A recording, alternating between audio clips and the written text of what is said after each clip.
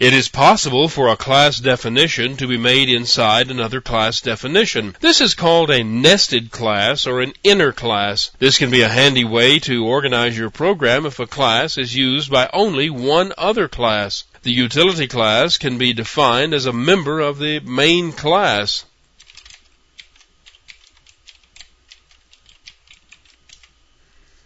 The number type class has an inner class named tester. An instance of the inner class is created with a specific number, and its methods then are used to return information about that number.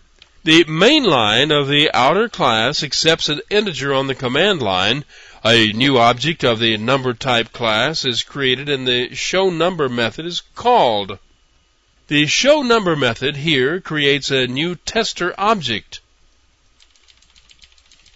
Here is the tester class definition. It's an inner class. Here is the constructor of the inner class. It requires an int that will be used as the number being tested. Now, the inner class contains two methods. It has one that checks for the number being odd and another that checks for the number being prime. Here in the showNumber method of the outer class, the number itself is first displayed. Then a call is made to isOdd, and a line is printed describing whether the number is odd or even. Then a call is made to isPrime, and that fact is also displayed. When you run the program, it looks like this.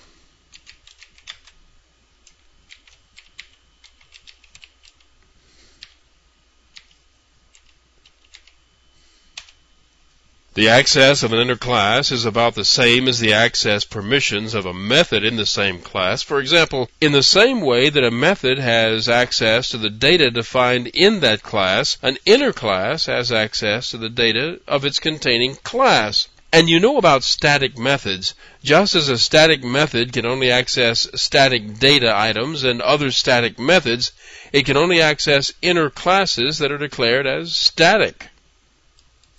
There is another way to do this same thing. You can actually have an inner class inside a method if you are going to only be using that class inside that one method.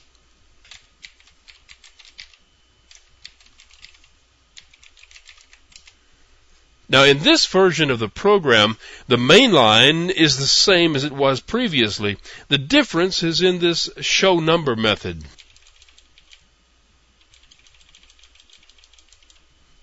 The first thing that happens in the method is the creation of a text window for display. The next thing is the definition of the class inside the method. This class is defined in the method, which makes it a local definition, and it can only be used inside this method.